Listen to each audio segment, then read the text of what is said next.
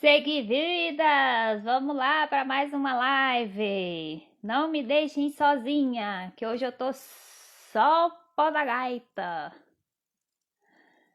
Vamos lá. Live importantíssima. Mandem coraçõezinhos que hoje eu tô, zero bateria. Mas vamos lá, porque o assunto é importantíssimo. E tem gente que pode ter trombofilia e não saber. Já imaginaram isso?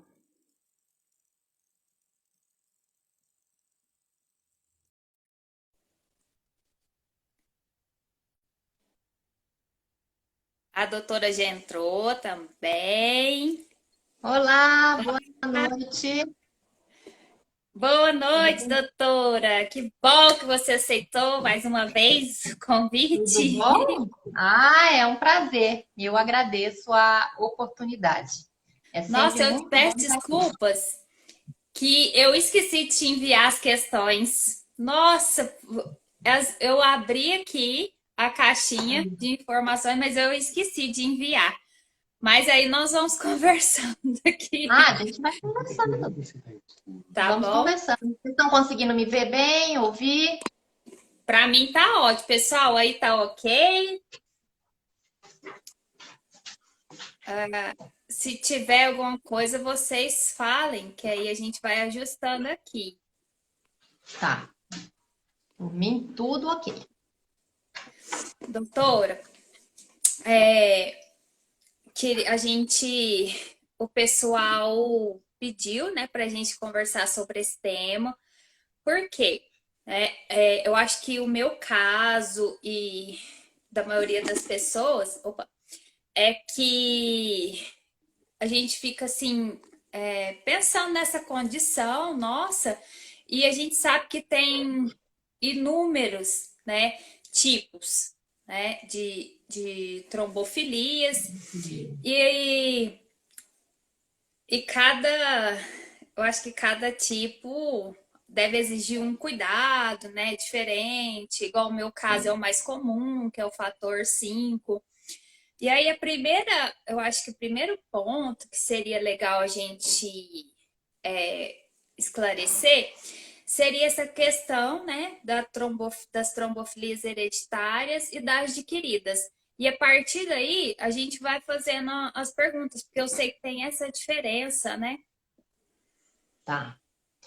Uma coisa que eu queria começar, Hum, Thalita, falando com vocês, e foi até uma das perguntas aí que eu vi que tinha na sua página, era a diferença, né, entre trombose e trombofilia. Uma coisa que eu acho que a isso, gente tem que deixar, né, bem definida, que é. causa mesmo confusão.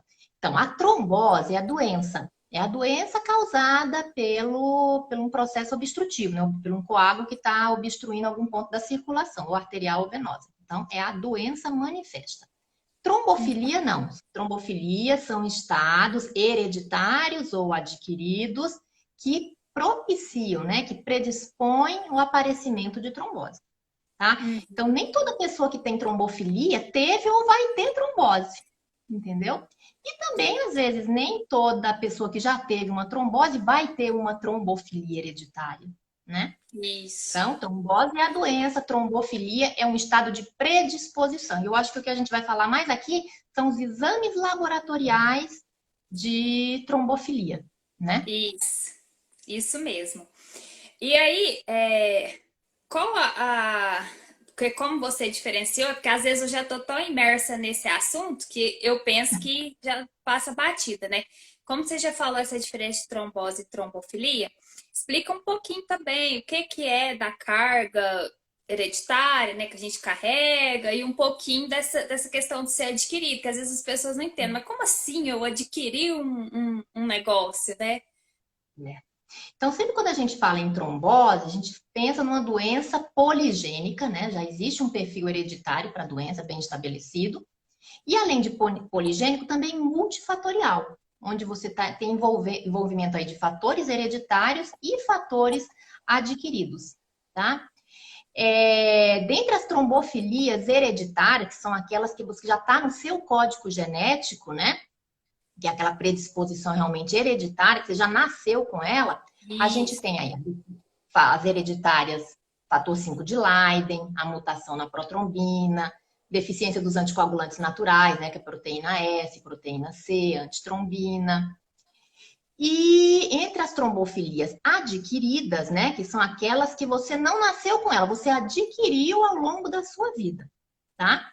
Uhum. A mais importante, eu acho que a gente tem que ter alguns comentários, é a síndrome do anticorpo antifosfolípide, né? Que É são mesmo. anticorpos que em algum momento você não nasceu com ele, você adquiriu em algum momento da sua vida, tá? Uhum. Lembrar que existe também, a gente está falando das trombofilias laboratoriais, né? Que tem um exame laboratorial para detectar. Uhum. Lembrar que existe também estados de trombofilia, que são aqueles estados que você está mais predisposto à doença. Quais são esses? Quando você, num caso de imobilização prolongada, todas as situações de menor mobilidade, é uma situação de trombofilia, né? Quando você está Uhum. acamado por uma doença, quando você está acamado num pós-operatório, tá? Excelente. Quando você começa a tomar uma pílula contraceptiva, você entra num estado, a pílula a gente sabe que tem uma predisposição, né? A uma hipercoagulabilidade. Quando você começa uma reposição hormonal na menopausa, Uhum. gestação e pós-parto são situações de risco pelas alterações hormonais, né? Próprias do período gestacional, então são também estados trombofílicos, nos estados que, Uhum. nesses momentos, a pessoa está mais predisposta à doença. Mas nem toda. Daí você vai dizer assim, ah, mas então eu tô gestante, eu vou ter trombose, então eu tomo a pílula, eu vou ter trombose. Não, porque não É. basta só esse trigger, né? Você tem que ter uma predisposição a mais. Daí é que entram os fatores hereditários, Uhum. Entendi. tá? Essa E prestar questão muita da autoridade. condição aí é muito importante, né? Porque às vezes é uma situação transitória, por exemplo, um repouso após um pós-operatório, mas que nos coloca numa situação em que Situação de risco. essa questão da trombofilia aparece, né? Ah, então vamos lá com as Exatamente. perguntinhas, doutora. Toda vez que você vai internar, a internação é um fator de risco mais importante de trombose, né? A gente sabe que mais de 50% dos casos de trombose acontecem no período de internação, né? Nossa. Ou por uma internação por um período, por um problema clínico, ou num pós-operatório. São Uhum. situações que a gente tem que ficar de olho, né? Isso. Olha, é, a- ela, uma das perguntas fala assim, ó, quais os sintomas, né, da, é SAF, posso falar SAF, que dá para entender, né, que é Tá, síndrome da SAF. e síndrome do E anticorpo antifosfolípido. isso. E como diagnosticar e se o anticoagulante mais indicado, se seria o Marevan ou outros? Então, assim, a síndrome do anticorpo antifosfolípide é caracterizado pela presença de trombose, né? A pessoa tem que ter a manifestação clínica, né? Que é já ter tido a doença, trombose, ou então complicação obstétrica, né? Uhum. Associado ao padrão laboratorial, né? Que são presença de anticorpos na circulação. São 3 anticorpos que fecham o diagnóstico de SAF, né? O anticoagulante lúpico, a anticardiolipina e a anti-beta-2 glicoproteína. Então, a presença de um desses anticorpos, junto com a manifestação de trombose ou complicações na gestação, é que define uma síndrome do anticorpo antifosfolípide. Então, realmente, você muitas vezes, só vai saber que você tem um anticorpo antifosfolípide depois de já ter tido um evento trombótico. Isso é que acontece na grande maioria dos casos, né? Pessoas que tiveram uma trombose espontânea, ou então tiveram abortos recorrentes, ou um recém-nascido com baixo peso, no caso de insuficiência placentária na gestação, foi encaminhada para uma avaliação e foi descoberto um anticorpo antifosfolípide. Então, muitas Uhum. vezes, a manifestação é o próprio evento trombótico, Entendi. na E maioria tem um dos casos. prazo que a gente tem que o médico aguarda para pedir esses exames? Para não dar um falso negativo ou um falso positivo, Isso. sei lá? Isso. O anticoagulante lúpico, né, que é o principal anticorpo aí envolvido no SAF, ele é um teste funcional, tá? o ideal é não colher numa fase aguda da doença, quando você acabou de ter a trombose. Não, quando se tem trombose, a coisa mais importante é anticoagular, tá? Uhum. Depois aí de uns 3 meses, quando o seu organismo já voltou a um estado ali de estabilidade, é o melhor momento da coleta desses exames. Até porque você não pode colher esses exames na vigência do anticoagulante, tá? Porque Hum, ele pode dar falso positivo. Então, entendi. e com Então, tem que... relação à outra pergunta, né? Qual é o anticoagulante melhor? Se existe algum anticoagulante melhor, né? Para quem tem SAF. O SAF, ainda hoje, o anticoagulante de primeira escolha é o bom e velho Marevan, né? A Hum. varfarina é ainda o anticoagulante mais indicado para esses casos, tá? Isso está bem definido, viu, Thalita, na literatura, que já foram avaliados pessoas que com seguidas, né, pessoas com SAF tomando outros anticoagulantes e que elas retrombosaram em vigência do anticoagulante. Então parece que esses novos anticoagulantes orais eles não são tão efetivos, né, na prevenção da trombose quando o problema é SAF. Entendi. E aí entra Mas naquela ainda é questão, uma né, que nós vacina. conversamos antes na É. outra live, né? Sobre Da... anticoagulantes. Então, realmente, o Marevan, apesar dos novos anticoagulantes, o Marevan ainda tem suas indicações, né? Que só ele dá conta. Ah, tá. Essa questão da SAF, teve uma seguidora que pediu indicação, assim, de o pessoal que está estudioso, doutora, pediu uma Não, é? indicação de algum artigo, livro, especificamente sobre esse tipo de trombofilia, porque ela tem vontade de estudar, foi uma coisa que aconteceu, assim, né? E depois, se puder disponibilizar, aí eu compartilho no canal do Telegram para o pessoal dar uma Tá, lidinha, né? Mesmo que às vezes a gente não entenda muitos termos técnicos, mas para a pessoa poder estudar um pouquinho sobre isso. entendi. Nem foi E uma é pergunta, sobre, qual é a dúvida? É sobre SAF? O material é é sobre SAF, Thalita? sobre SAF. Sobre SAF. Nossa, Queria só tá entender. muito estudioso. Muito bom. É, Todo mundo curioso, curioso. Exatamente. Eu acho que é isso mesmo. A gente tem que se informar. Tentar a fonte fidedigna e se informar. Eu vou ver isso. se eu encontro algum material que não seja também tão da área médico, né? Tão Senão especializado, também não mas para o entende público nada, mais né? leigo. Sim. Pode deixar, eu compartilho com vocês. Boa ideia, boa sugestão. Olha, tenho. Estou perguntando aqui, ó. Heterozigose de. Eu não sei falar o nome. MTHFR. A metileno tetraído folato redutase. É palavrão mesmo. Isso. Por isso E que tem a pai, sigla. e pai 4G, 5G são 4G. considerados trombofilia?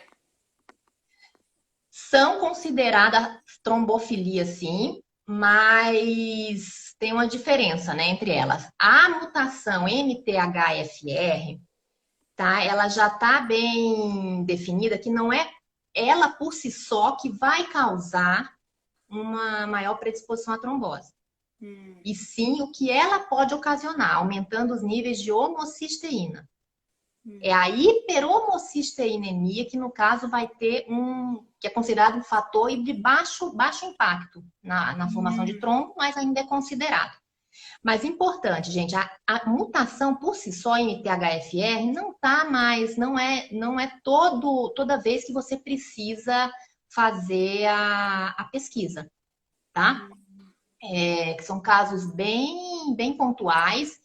E muito melhor seria você fazer a pesquisa direto da homocisteína, porque nem todo mundo que tem a mutação MTHFR vai ter um aumento dos níveis da homocisteína. Então, hum. vai ter muito MTHFR homozigoto, heterozigoto, que tem um nível de homocisteína normal. Então, esses pacientes não são considerados trombofílicos, Uhum, tá? Então, já se entendi. foi muito pedido essa mutação, especialmente na gestação, né? É uma É, coisa que a gente ainda vê muita gente solicitando, mas que não tem nenhuma evidência para solicitar a mutação, nem em em complicação obstétrica e nem em trombose. Tá? É uma Ai, coisa que eu até falei, foi nos últimos posts, na semana passada, não sei se você acompanhou, Thalita, que causou a maior repercussão na minha página. exatamente Teve por mais isso de, que essas perguntas aqui. teve mais de 100 comentários, uma coisa assim bem até intrigante. Eu não pensei que fosse dar tanto pano para manga, porque assim, do ponto de vista médico, científico, essa mutação, ela não tem evidência de que ela seja causa de complicação obstétrica, tá? Isso aí não sou eu que estou dizendo. Isso daí é evidência científica mesmo, tá? Uhum. Então, não solicitar, tá? Se precisar, se Entendi. tiver alguma indicação, muito melhor pedir os níveis de homocisteína.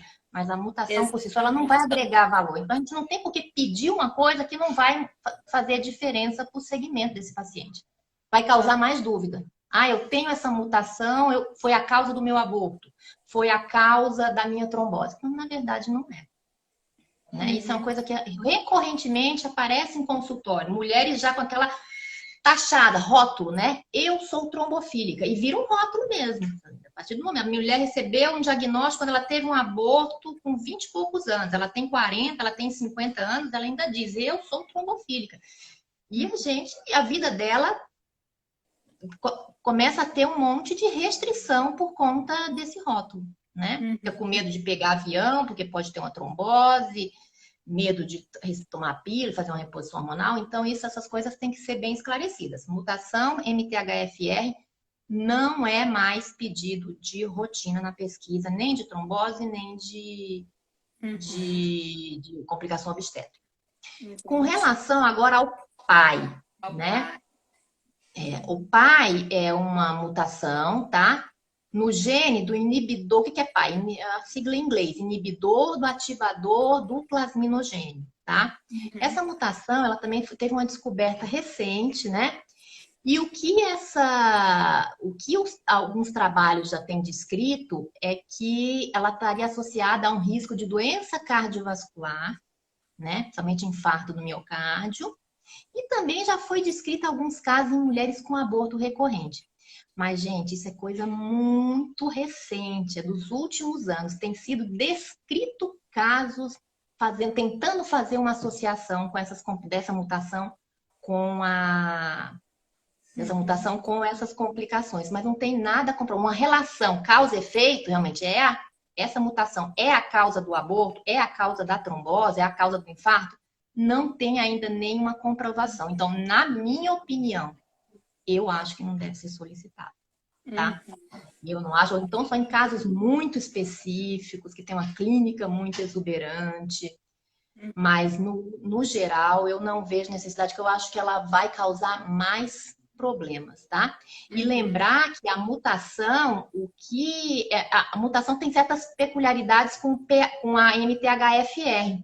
Eu Uhum. considero muito a mutação do pai a MTHFR de 10 anos atrás. Porque quando começou a descobrir quando foi descrito os primeiros casos dessa mutação, também foi aquele fuzuê, todo mundo pedindo a mutação, dizendo que ela estava implicada com risco, com um monte de gente tomando anticoagulante.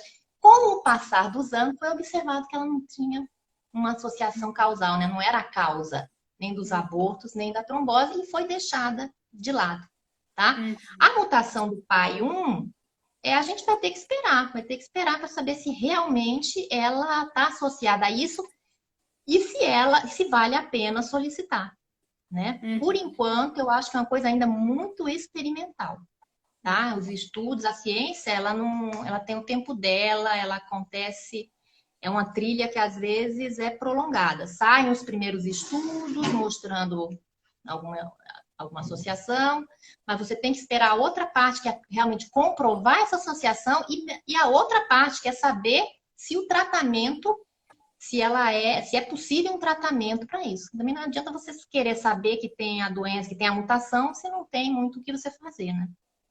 Tá? Uhum. Então ainda é precoce solicitar. Os estudos mostram que tem uma associação com doença cardiovascular e aborto, porém não é ainda comprovado. Uhum.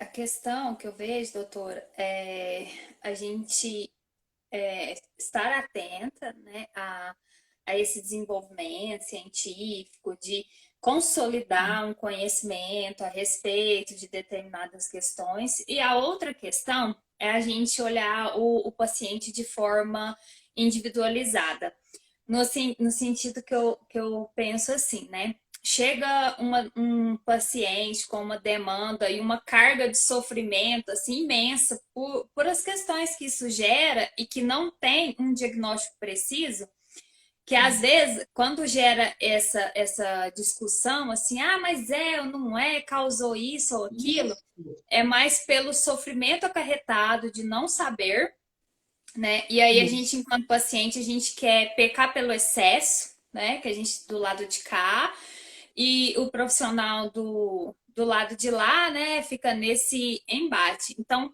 por isso que todas as vezes que a gente questiona, né, sobre isso, tem que tomar cuidado mesmo com a questão dos rótulos, né? Eu sou psicóloga, eu sei o quanto que nomear determinada coisa pode definir a vida de uma pessoa, mas olhar o paciente ali de forma individualizada, né? Aquilo Individualizada, ali exatamente. tá causando tanto sofrimento, se já está tão desgastante, embora tenha uma determinada comprovação ou alguma coisa científica, se faz o exame e aparece alguma coisa, como lidar, né? Porque Uhum. é, é difícil não conseguir nomear o que está acontecendo ou não fechar um diagnóstico por causa do sofrimento que acarreta. E a polêmica é justamente por causa disso, né? Porque eu brinco muito do ovo, né? Que muda e tal, mas a gente ter esse equilíbrio é que faz total diferença. Olha, conversar com o paciente, ó, eu tô embasado nesse sentido. Se a gente não vai por aqui, a gente tem outro caminho por ali, né? Questão da homocisteína. Então vamos pensar nisso, daquilo. Então vai da sensibilidade profissional também, né? Exatamente, acho que as coisas são assim mesmo. Não existe uma receita de bolo de investigação de trombofilia, porque o teste de trombofilia é uma gama, hein? São É um, inúmeros testes, hein? É um pacotão, né? É um pacotão. tem uma Tem pergunta aqui, teste ó, de quantos molecular, tem tipos teste de existem? tem muitos tipos, né? Teste de biologia molecular, teste funcional, né? Inúmeros. E você tem que personalizar muito aí esse pacote para cada indicação. A investigação de trombofilia numa pessoa que teve trombose é diferente de uma mulher com complicação gestacional e é diferente de uma Isso, pessoa mais velha que teve trombose, né? E que teve um fator exatamente. de risco. Então, individualizar mesmo isso. Agora, outra coisa também, eu acho que são doenças. Você, toda vez que você toca nisso, você também mexe em feridas, né? A pessoa está É, doente, ela está querendo saber o que ela tem, né?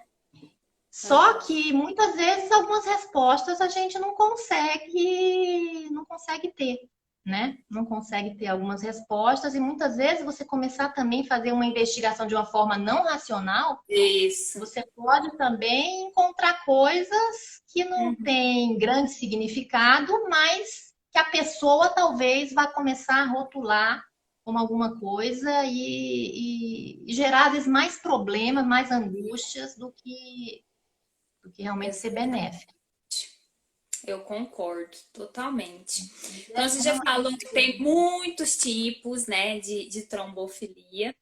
E tem uma outra pergunta aqui, fala assim, existe uma trombofilia mais perigosa que a outra?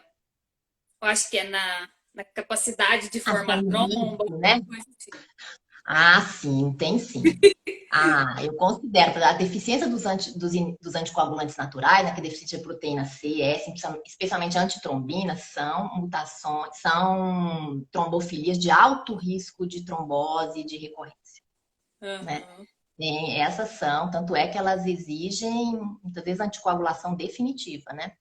aham. SAF também sabe fazer trombose. SAF é extremamente trombogênico. São as consideradas mutações de alto risco, né? de Quais são? Peraí, recorrência. vamos repetir que eu perdi, tô voando. Deficiência de proteína C, S, Uhum, antitrombina e uhum. os anticorpos antifosfolípicos, né? O SAF. O Ah, SAF também costuma recorrer. Então, são trombofilias que às vezes vão exigir aí uma anticoagulação definitiva. uhum. É, deixa eu ver aqui, ó. Ah, esse aqui é sobre os exames. Quais são os exames para identificar as trombofilias? Aí que agora que. Porque aqui falou assim, ó, quais exames são feitos após fase aguda de TVP para ver trombofilias? E falou Tá? da O que TVP. você pode fazer na fase aguda são exames que não têm interferência, né, com o anticoagulante, porque a pessoa vai estar anticoagulada, né, numa fase aguda de trombose. Então, você pode pedir os testes de biologia molecular, fator 5 de Leiden, mutação no gene da protrombina, isso daí não tem influência na fase aguda.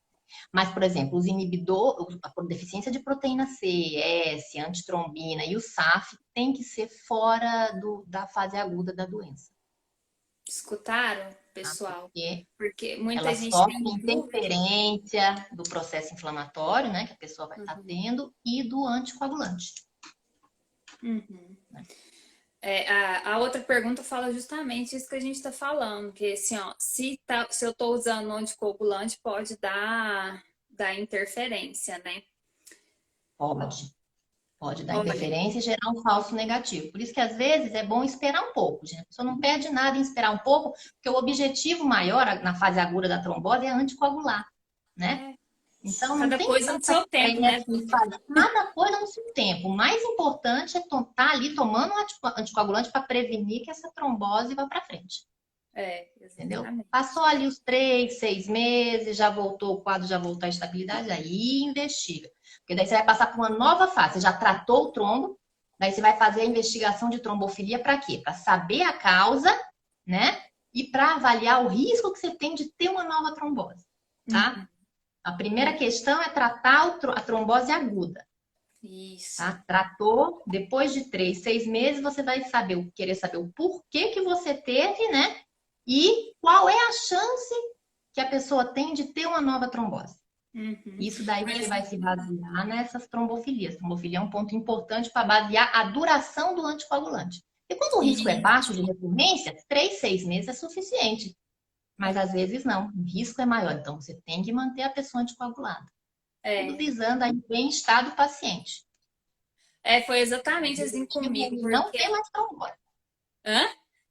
O E o quê? objetivo é ele não ter mais trombose. Já teve uma É, vez, foi exatamente assim comigo que eu tava em tratamento e eu falava, gente, eu não acredito que foi o só, né, entre aspas, né? Porque a gente não pode banalizar o anticoncepcional. Mas eu falava, o doutor falava assim, mas gente, porque como foi dormindo, eu falava, mas não é possível, investiga esse calma, primeiro, e aí depois o processo foi longo, né, para ir é, descobrindo. Agora é exatamente isso que você está falando. Primeiro a gente tem que cuidar da trombose, dos riscos que ela carrega, para depois investigar. Lá naquele momento, o que ia adiantar eu saber ou não?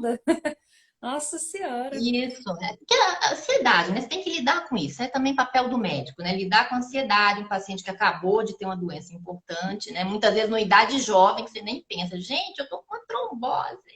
Tem uma paciente que diz, doutora, eu vivia no shopping, eu vivia no shopping passeando e agora eu só vivo com doença. Não teve essa doença de velho, trombose, o que que eu faço? Ela desabou a chorar. Então é difícil, né?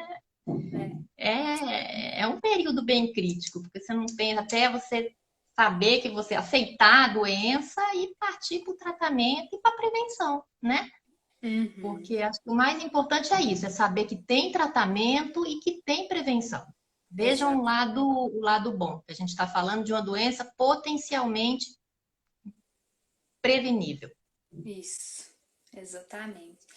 Outra pergunta, fala assim, tem diferença de eu ter um tipo de trombofilia ou vários tipos? Tem diferença de um tipo ou vários Não, tipos? por exemplo, Ah, assim, geralmente, sim. eu tenho um Você tem tipo. a outra pessoa tem vários tipos de trombofilia.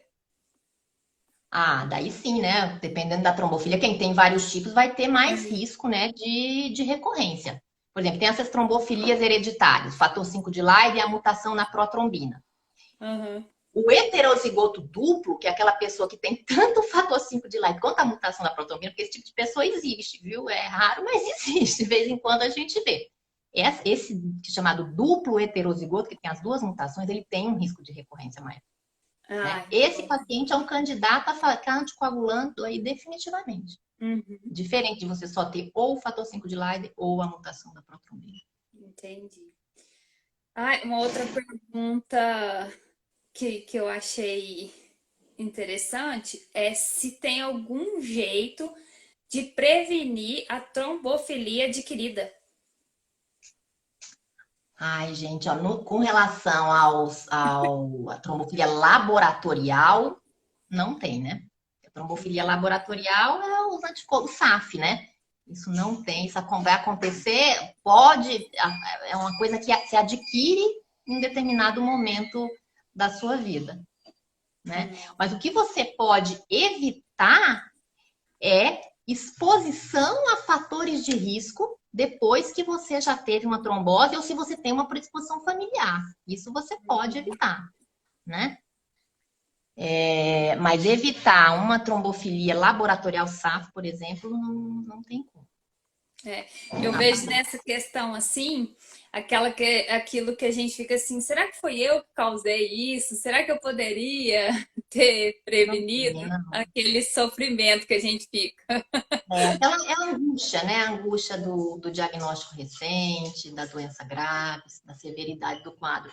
Mas não tem, gente. As coisas acontecem, podem acontecer, ninguém está imune e bola para frente, né?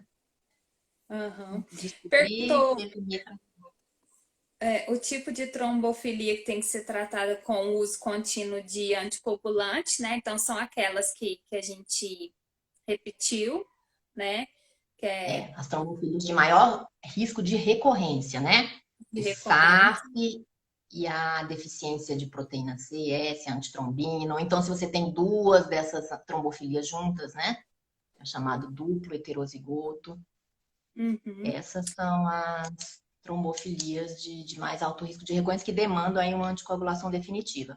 Agora, gente, também tem gente que não a indicação também, a decisão de você anticoagular por um tempo indefinido, né, definitivo aí, também algumas vezes não depende do tipo de trombofilia, né? Às É. vezes a pessoa não tem trombofilia e ela tem episódios múltiplos de trombose.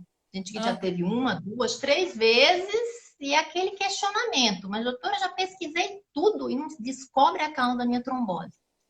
O que a gente sabe é que em torno de 20 a 30% das pessoas reconhecidamente com tendência de trombose, gente que tem história familiar, gente que já teve trombose várias vezes, você faz a investigação exaustiva, pesquisa tudo e nada é encontrado, né? E tem uma porcentagem até boa, né? 20, 30% é uma porcentagem até significativa.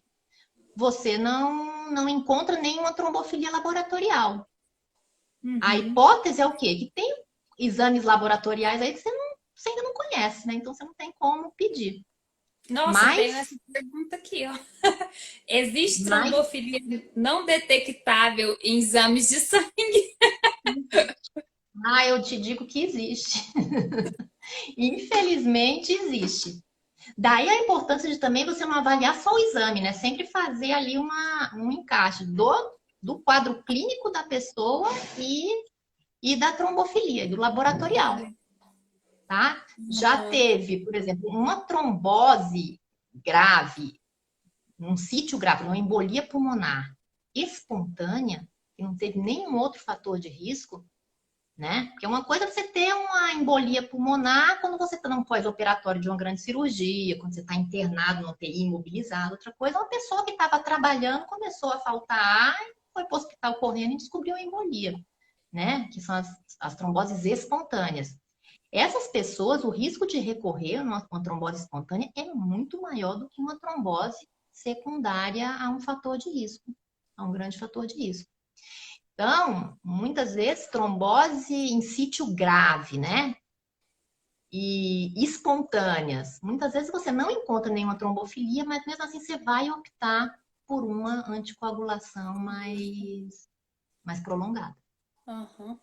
Doutora, a questão, eu já conversei com algumas pessoas, até com alguns médicos, a questão do tipo sanguíneo, alguns tipos sanguíneos terem essa relação com a ocorrência de trombose. Tem algum estudo sobre isso? Por exemplo, A, B, C, O, são pessoas que têm mais suscetibilidade a ter trombose? Tem alguma coisa nesse sentido? Olha, sabe que o tipo sanguíneo O tem níveis de alguns fatores da coagulação um pouco menor do que outros tipos sanguíneos, né? Mas não tem nada ainda definido, viu? Uhum. Mas o tipo sanguíneo A pior, né? O O, ele tá mais. As pessoas com tipo O têm níveis, por exemplo, fator de von Willebrand, em níveis mais elevados. Então, esses pacientes poderiam ter um risco maior, né? Por eles terem os níveis de fator da coagulação mais Hum. elevados. Mas nada também. Porque eu fico pensando, será que nunca teve alguma pesquisa que se interessou em verificar, por exemplo, quais os tipos sanguíneos têm mais ocorrência, né, de trombose? Eu fiquei pensando nesse sentido, assim, né? Ou Tem até alguns os estudos, sim, falando fatores. do tipo sanguíneo O, mas por conta dos fatores da coagulação, né? Fator de von Willebrand, que estão em níveis maiores. E essa questão de ser positivo e negativo? Positivo e negativo, não, Não, desconheço. fator RH não. Desconheço. Não, fator RH Tá não, bom. é tipo sanguíneo ABO. Entendi. Deixa eu ver aqui se tem mais. Tá saindo algumas perguntas aqui, mas eu não tô dando conta de Deixa eu acompanhar. ver se tem algum.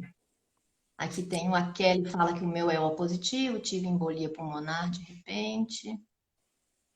Fator Ai, 5 de Lyme heterozigoto. Precisa usar anticoagulante na gestação? ó, Até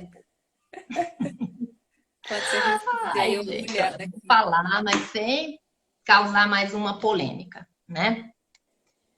Ó, o fator 5 de Lyme está muito bem associado a risco de trombose venosa, tá? Uhum. O fator 5 de Lyme foi descoberto, foi isso, associado a pessoas jovens com tendência hereditária que tiveram trombose venosa, tá? Nos anos 2000, início dos anos 2000, teve aí um monte de trabalho questionando também se essas trombofilias hereditárias também não estariam associadas a complicações obstétricas, né? Que são os abortos recorrentes, Uhum. pré-eclâmpsia, recém-nascido de baixo peso, insuficiência placentária. Será que a hipótese era essa, né? Se ele causa trombose venosa, será que ele não causaria trombose na microcirculação? Né? Uhum. Microcirculação placentária seria causa de aborto recorrente de insuficiência placentária? Alguns trabalhos mostram que tem uma associação, mas assim, relato de caso, viu, Thalita? Até eu fui ver um trabalho até mais recente, até me preparando mesmo para falar com vocês, tá? Uhum. Que tem vários, que a gente chama um tipo de estudo que avalia vários trabalhos da literatura para bater o martelo, se aquele fator tem ou não associação com determinada doença, a chamada meta-análise, onde você reúne um monte de estudo na literatura e faz uma análise conjunta de todos aqueles estudos para saber se realmente tem uma associação. Uhum. As trombofilias hereditárias, fator 5 de Leiden, mutação de protrombina, não mostraram ser fator de risco para essas complicações obstétricas. Então, a Uhum. recomendação é não se dar anticoagulante para essas mulheres só por conta que ela não teve nenhuma trombose. A gente tem que definir bem isso. São pessoas que descobriram ser portadoras de fator 5 de Leiden, que nunca tiveram histórico familiar, nunca teve histórico de Exatamente. trombose, tá? Você está pesquisando só porque ela teve aborto. Então, não Aham. tem uma associação definida do fator 5 de Leiden, da trombofilia hereditária com as complicações obstétricas. Uhum. Então, se ela já teve, ela não precisa tomar o anticoagulante para prevenir um aborto, tá? Uhum. Agora, a situação é outra. Se a pessoa já teve trombose, visando muito mais o risco trombótico da mãe, essa sim, durante a gestação e pós-parto, ela vai ter que retomar anticoagulante. Uhum. Tá? Mas É, trombofilia e aborto recorrente não tem. Os trabalhos da literatura falam muito, essa meta-análise são contra o uso. uhum. Tá? Diz que não Entendi. mostra benefício. São estudos grandes, né? Por isso que a gente não pode se basear em achismo. Ah, porque eu tenho 5 pacientes que têm a mutação e eu dei o anticoagulante, ela saiu bem durante a gestação, teve um filho vivo. Ou então eu tive uma amiga que tomou o anticoagulante. Não, a gente se baseia em coisas maiores. Então, os trabalhos na literatura com casuística grande, casuística de 300, 500 mulheres, tem um estudo que já avaliou isso, né? Uhum. Mulheres com trombofilia hereditária, um grupo que tomou anticoagulante, que já tiver um histórico de aborto, né? Um grupo que tomou anticoagulante na gestação, o Clexane, e outro grupo que não tomou. O que se viu com a evolução da gravidez é que não teve diferença no número de nascidos vivos. Tanto quem tomou e quem não tomou, o número foi igual de nascidos vivos, entendeu? Uhum. Então, não parece ter um benefício Uhum. nas trombofilias hereditárias. Diferente do SAF, né? O Uhum. SAF está reconhecidamente comprovado que ele causa trombose placentária, ele está associado a essas complicações obstétricas, a Só ela ou aborto, tem mais alguma trombofilia? a antitrombina, deficiência de antitrombina, proteína, deficiência de proteína C, proteína S, antitrombina, são deficiências bem raras e que nunca se conseguiu fazer estudos muito robustos, porque são raras, né? Você não encontra uma casuística grande de pacientes. Uhum. Mas são trombofilias graves. Então, essas eu acho que já tem que ser pensado, sim, no anticoagulante com uma história robusta, né? Uhum. Tem umas questões, né, que falam assim, né? Porque antes de receitar anticoncepcional, reposição hormonal, antes da gravidez, é, não se exige, assim, não tem um protocolo ou não tem assim uma indicação para fazer o rastreio, né? Qual seria, assim, eu penso muito, né, em questões assim culturais, econômicas mesmo, mas eu sei que tem outras justificativas. Mas quando a gente se torna 100% de uma estatística, a gente fica pensando, né? Por que, né? Não poderia pelo menos pesquisar as mais comuns, assim, já pedir antes de ter, né, a trombose, ou de ter as perdas gestacionais, ou de ter os problemas, né? Sim. Olha, com relação à triagem para anticoncepcional, também não vejo benefício você rastrear, né? Triar toda mulher que vai usar anticoncepcional. Aí seria usar Porque estrogênio. a incidência de trombose em quem com contraceptivo é mais ou menos de 6, de um. A trombose na mulher jovem, né, que vai usar anticoncepcional, é de 1 para 10 mil. Tá? Então é Uhum. raro, né? Trombose antes dos 40 anos é de 1 para 10 mil casos. Uma entre Aí, 10 galera, mil coisa mulheres vai rara. ter trombose, né? É Só tem raro, isso é verdade raridade. aqui nesse, Tem, nesse rig. é raro. E o uso do anticoncepcional, ele aumenta mais ou menos em 5 vezes a chance de você ter trombose. Então, você aumentaria de 1 para 10 mil para 5 para 10 mil, ainda é pouco. Lógico, para quem teve a doença, ela é o caso único e vai ser importante para ela. Mas em termos populacionais, a gente tem que pensar nisso, em termos, porque um rastreio, que você está falando, rastreio universal seria para toda mulher que iniciasse a pílula, né? Uhum. Então, eu acho que ela não se justifica porque a incidência da doença é baixa nessa faixa etária, tá? De 1 para 10 mil, essa pessoa estaria no risco de você ter uma trombose quando você vai usar a pílula. É de 5 para 10 mil, né? Aham. Ainda é baixo. Mas eu acho que tem como você triar as pessoas que mereceriam uma conduta assim mais incisiva, né? Quem seriam essas Cuidadosa. pessoas? Pessoas com antecedente de trombose na família, tá? As que já tiveram trombose não tem nem o que questionar, essa não vai tomar pílula, né? A base do É, estrógeno. Mas a pessoa que vai começar a tomar a pílula, quais são os fatores de risco que ela vai estar mais predisposta? Em quais situações eu faria uma investigação mais minuciosa? E recomendaria muito atenção antes de iniciar a pílula. As mulheres que têm histórico de familiar de trombose, né, em familiares de primeiro grau, são mulheres que merecem uma atenção especial. Ou então aquelas que têm outras comorbidades, né? As obesas, diabéticas, hipertensas, mulheres tabagistas, tá? uhum. Que têm o hábito de fumar, essas mulheres são de risco. Esses 5 para 10 mil fica bem Uhum. mais são pessoas de mais risco. Mas uma triagem universal para toda mulher que vai tomar a pílula É, não não. se mostrou benéfica, né? Tem Aham. os manuais, né? Os consensos, e não se indica porque a prevalência é pequena. Acho que a atenção são a esses grupos de risco. Aham. Esses eu acho que a gente tem que ficar muito de olho. Isso, é Somente porque eu um sou uma antecedente pessoa familiar.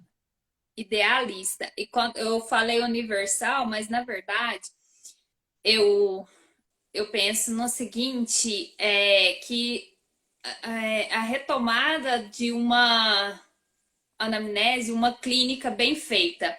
Como hoje a Isso. especialização eu sei esse pedaço aqui, mas aí quando a gente que entra nessa estatística, né, que sofre com isso, é porque, infelizmente, no meu caso foi isso, faltou essa questão. Olha, na família tem aquele diálogo que às vezes se perdeu e que Aquele agora a gente diálogo. tá vendo Exatamente. a necessidade de E faz toda a retomar isso, diferença. É. entendeu? Um diálogo franco entre médico e paciente faz toda a diferença, melhor do que Exatamente. qualquer exame de mais nova geração que Porque tem. aí a gente não vai universalizar o exame, mas vai entrar nos Individualizar. provas aquela visualização do médico, vai ter a capacidade de fazer um raciocínio clínico, porque a gente sabe que a medicina ela é clínica, né? Depois que as pessoas vão lá, vai se afunilando, né? Mas antes disso, o médico precisa ter um raciocínio para fazer esse funil. E aí, essa é a retomada que às vezes, né, eu e as raridades aqui, que a gente questiona, né? Às vezes a gente fica batendo no martelo assim, mas por que não pediu, não pediu? Mas a questão nem é a solicitação do exame, é a escuta que veio A escuta anterior anterior à prescrição da que pílula. vai na prescrição. E alguns embates, assim, né, que aí é de outra ordem. Mas SUS, convênios, mesmo com um relatório solicitando, ainda tem aquela burocracia. Mas se a gente conseguir melhorar nessa parte da escuta, do clínico, eu acho que já vai melhorar muito. Que aí vai conseguir Sim, captar essa pequena porcentagem aí. exatamente, porque você vai afunilar, ver que aquele grupo de Isso. maior risco que vai merecer uma investigação de trombofilia, alguma coisa assim. A gente não vai Isso é muito onerar pedindo exames desnecessários e também vai conseguir captar, né, essas pessoas. E isso que eu sempre falo. E aí, quando a gente faz essas lives, né, doutora, é para informar nas pessoas que pelo menos existe essa situação, essa possibilidade. Porque quem tem, por exemplo, a gente sabe, né, das perdas que nós tivemos, eu até brinco, né? Eu falo assim, gente, se eu soubesse que existisse isso, eu ia querer fazer. Então, assim, a gente conhecer um pouquinho mais sobre o assunto, informar. Olha, fulano, você sabe que isso é um fator de risco? Cigarro todo mundo sabe. Obesidade, a gente já está falando mais sobre isso. O anticoncepcional está começando a falar sobre isso. Então, quando a gente começar a falar, a gente vai ligar a anteninha para o paciente também se autorresponsabilizar e prestar as informações. Eu chego no médico, já chego falando, ó, tem isso, isso e isso, presta atenção nisso. Porque para São coisas que você ajudar tem que também, lembrar. né? A, Exatamente. A mesma coisa a reposição hormonal na menopausa, né, Thalita? Que é um outro, é um momento até mais crítico, considero até mais crítico do que a pílula. Porque a mulher, quando ela vai começar a tomar pílula, ela tem 20 e poucos anos, ela é jovem, então ela tem a idade a favor dela. Na reposição hormonal, não. É aquela mulher que já passou dos 45, dos 50 anos. Então, uhum, ela tem, além do estrógeno, do vilão estrógeno, ela tem a idade. A gente sabe que depois dos 40 anos, a incidência de trombose, ela aumenta exponencialmente depois de cada ano, né? Vivido. uhum. Então, a trombose da reposição hormonal, ela é mais frequente do que a trombose da própria pílula mesmo contraceptiva. É, é Então, verdade. uma avaliação minuciosa, um papo médico-paciente aí também faz toda a diferença. Faz toda a diferença. Ai, deixa eu acho que o nosso tempo já está acabando, mas eu acho que foi assim, sempre, né? Foi excelente. E colocar mais uma vez aqui, né, pro pessoal. Ah, antes disso, doutor, teve um rapaz aqui, porque eu falo muito de mulheres, porque o público maior aqui é feminino. Mas eu não posso discriminar. Ele perguntou aqui sobre a questão do homem, porque a mulher tá mais ligada ao contraceptivo e tudo. Mas e a trombofilia no homem? Tem alguma diferenciação de gênero? Não, não tem. A incidência é a mesma das trombofilias hereditárias, das deficiências de anticoagulantes naturais, é a mesma, tá? A mulher é mais visada, né? Ela é mais tem mais foco nela por conta que a incidência de trombose é muito similar nos dois sexos. A única fase da vida que muda, que a mulher tem um pouco mais, é nessa fase do adulto jovem, né? Dos 20 aos 40 anos, justamente porque na mulher incide os fatores hormonais que no homem não incide. E é o quê? É aí que vai começar o uso da pílula, a gestação, o pós-parto. Por isso que nessa fase aí dos 20 aos 40 anos, dos 15 até os 40 anos, a mulher tem a prevalência da trombose na mulher é um pouco maior. Mas com relação aos testes laboratoriais de trombofilia, não tem diferença entre os sexos. Homem também tem trombose e deve ser investigado da mesma forma. Ele só Então, se está a gente menos predisposto nessa fase, porque os fatores hormonais que incidem na mulher não incidem no homem, decide no né? homem, né? Mas Exatamente. assim, Então, ele tem excluindo trombose, ele tem esses que ser estudado da fatores, mesma forma. a incidência é igual, né? Porque Dos testes de trombofilia, sim. para os homens também Tá? ter ciência, né, de importância de cuidar do mesmo A jeito. importância de investigar do mesmo jeito que a mulher. Uhum. Excelente. Então, agradecer a todo mundo aqui elogiando mais uma vez, viu? Então, vou falar mais uma vez que foi muito bom colocar à disposição, porque eu vou colocar aqui o seu Instagram nesse momento que a gente está vivendo, né, de pandemia, então tem a possibilidade de fazer teleconsulta para você até conseguir orientar de forma mais particularizada, porque aqui a gente fala de forma geral, não é uma consulta, né?